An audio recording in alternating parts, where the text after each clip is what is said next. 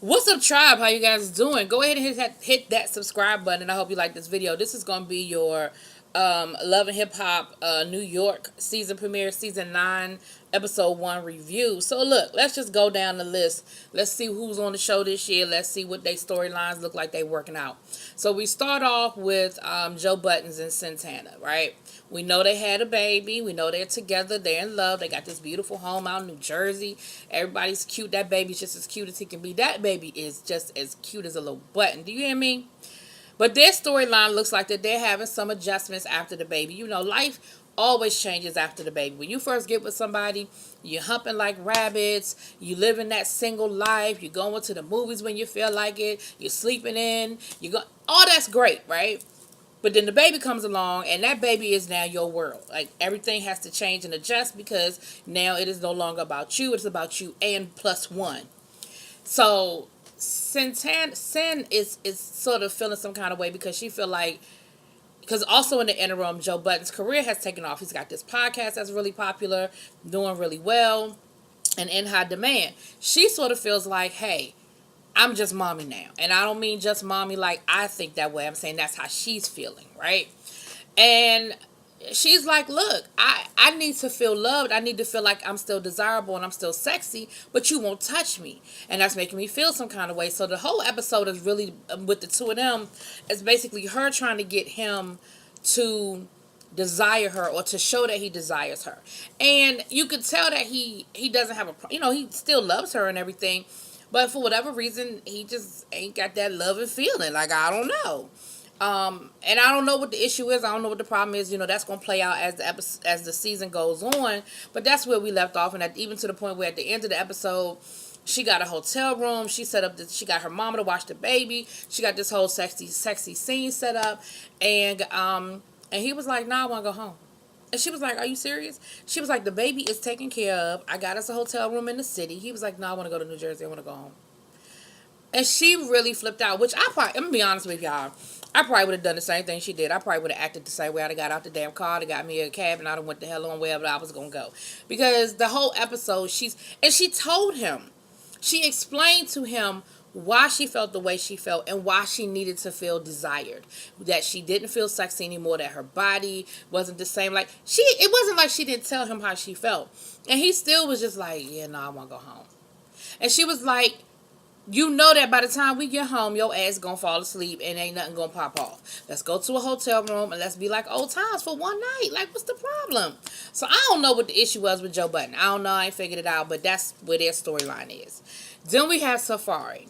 And of course they had to, touch base on the whole what happened on Love and Hip Hop Hollywood. And he said it was all a lie. It was a fabrication. It was blown out of proportion. Nothing went down between him and Lyrica. Okay.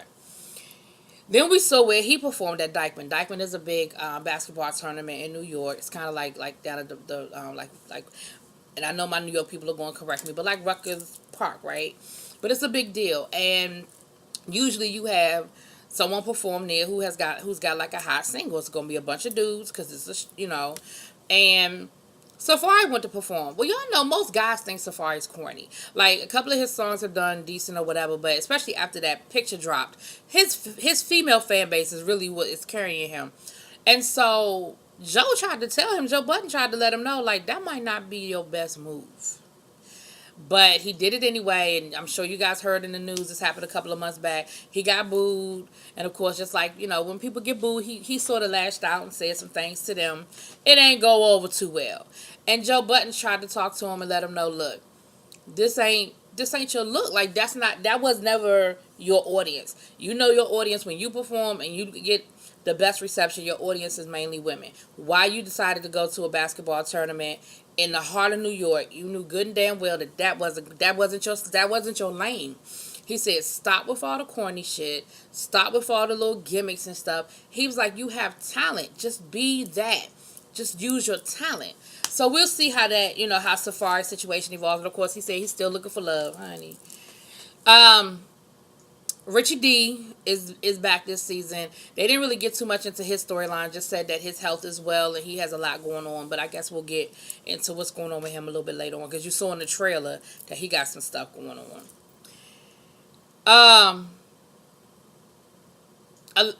Alexis Sky. Alexis Scott and went from LA to she was Atlanta. Now she's on Love and Hip Hop New York. I don't think she was on Love and Hip Hop Atlanta. She said she had been living in Atlanta. We know Alexis Scott's story. She dated Fetty Wap. She had a baby by Fetty Wap. The baby was premature. She was really sick. The baby was really sick. And she said that her and Fetty were cool until after she had the baby, and it was like he even was there at the delivery. He even took her to when her water broke. He took her, he carried her to, like he carried her literally into the hospital, into the emergency room. And so she was like, now all of a sudden he's tripping, acting like the baby not his. He don't want to have nothing to do with the baby. He not supporting the baby, but he won't take a blood test. See, now this is my thing, Mr. Fetty Wap. You can't have it both ways. If you really truly believe that that child is not yours, take the blood test. If you believe that the child is yours, do what you got to do, man. Do what you got to do. Now, that's Alexis' side of the story. It's probably more to it, but that's her version of the story. Now, Alexis started doing music. You remember on Love and Hip Hop, she did that diss track where she dissed Masika. And I guess she did some other music, and she got the eye of Treyway.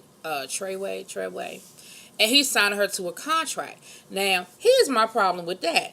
She can't even articulate what kind of music she makes. She said, well, I'm not really a rapper. I'm not really a singer. I'm an artist. Bitch, what?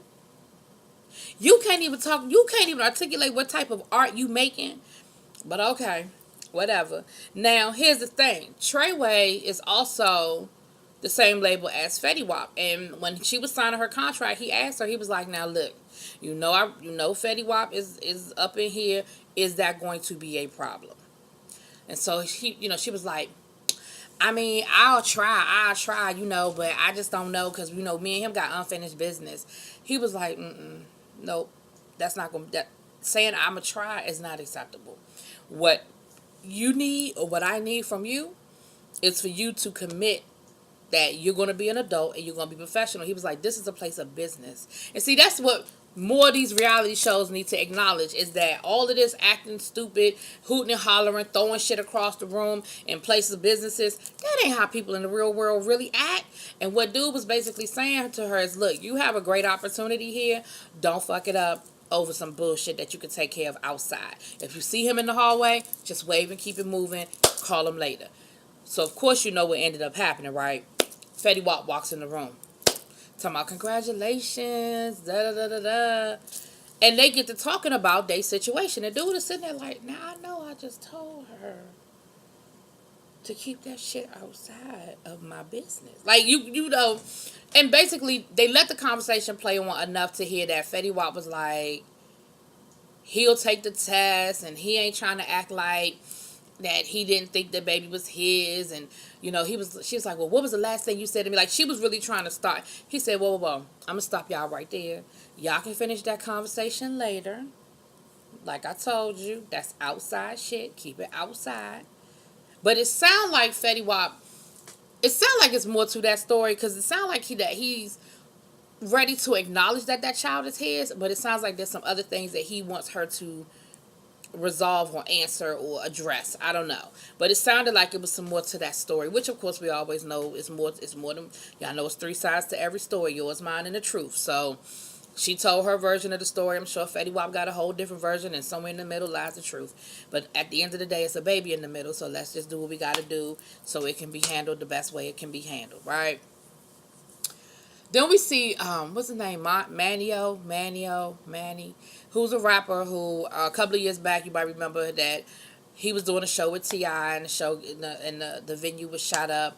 His girlfriend ended up getting shot that night. And so he's on the show this season, and we see him, Jacquay, who was on the show last year, and Joe Budden, they hook up. And, he's talking about how how she's dealing with, post-traumatic stress, because she still can't really be in small spaces, and she's still really dealing with the after effects of being shot. I could totally dig it.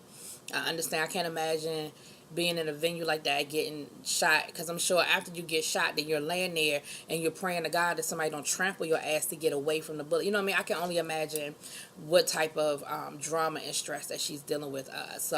But that looks like, and then they had a conversation about Safari, and Manio was like, what I don't understand is you saying one thing in your records about how hard you are, how you this and you that, But then you get robbed and you on the radio crying and you all boo-hooing like, oh man, I got robbed, I got robbed. He was like, so I just need you to make up your mind which one it is. If you a gangster or you not. You know, I was like, oh shit, that's gonna be an issue. Jacquay ain't really do a whole lot. He just said he back on the show. Him and the girl from last year broke up. We saw that coming because that was some bullshit right there. All right, so the big storyline of this episode, I saved it for last because it was the sort of the big ticker for this one. Kimbella and Jewels. Kimbella and Jewels. Y'all know they've been on the show before. They're back this season. Y'all know, if you've been watching on the news, you know what the deal is with her and Jewel. Jewel got caught trying to take a gun through the airport. Now, we all know that that's a no-no. Here's my problem. I don't know all the details surrounding his case, so let me say that. And I know New York is different from other places. But we've heard of other people, other celebrities, taking their gun in their luggage by accident in the airport, and nothing ever happened. Like, you know, remember Zanique, T.I.'s daughter did it. Remember the Barry Switzer, the football coach for the Dallas Cowboys. Like, I never remember it being this big of an issue, but apparently Jewel's, because part of it probably is because he left. He left his gun and all of his ID and everything else, and he left the scene.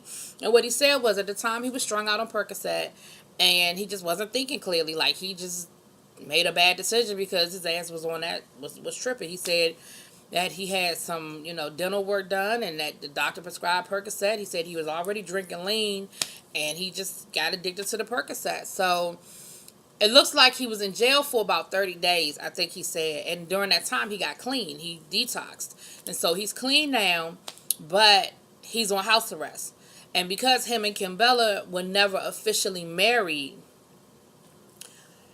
he can't stay at the house with them. His mother had to take custody of him, however that works. So Kimbella is living in the home they're living in, and Jewels is living with his mama at his mama's house because that's where he's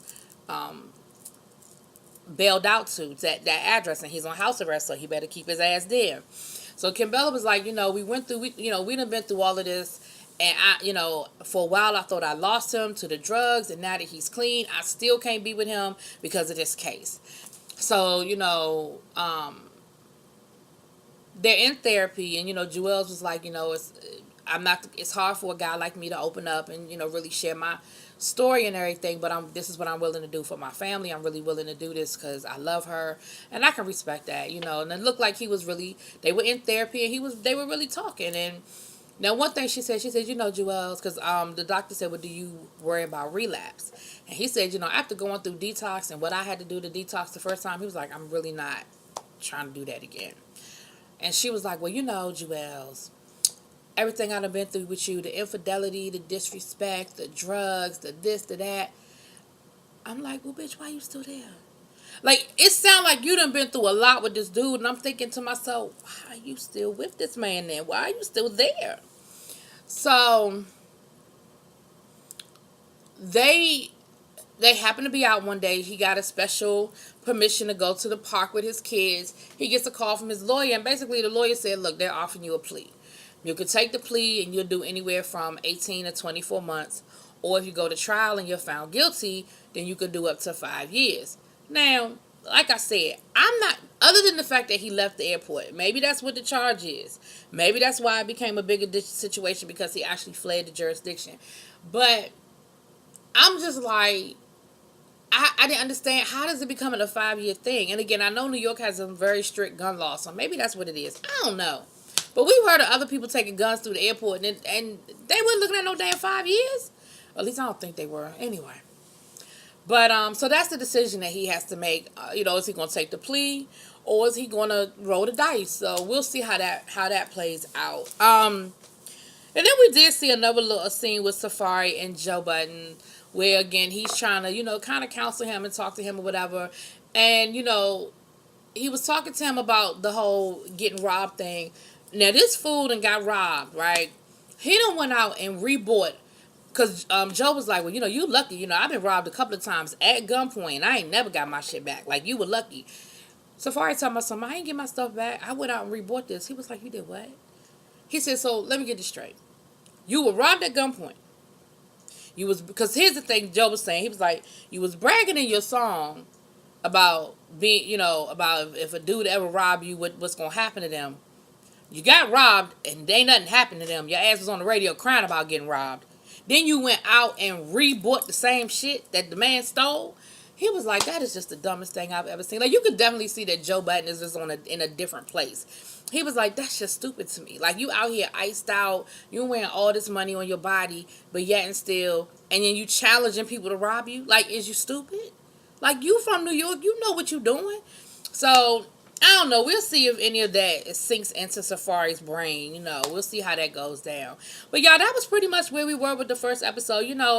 They just laying the foundation, y'all. They just letting you know what's going on and who's on the show. We didn't see, what's my girl? Oh, shoot. Remy and Papoose, we didn't see this episode. We didn't see, y'all know who I'm talking about. Yandy. We didn't see Yandy. So we know some other things that's got to play out, right? So y'all let me know what y'all think. Drop it in them comments. Peace.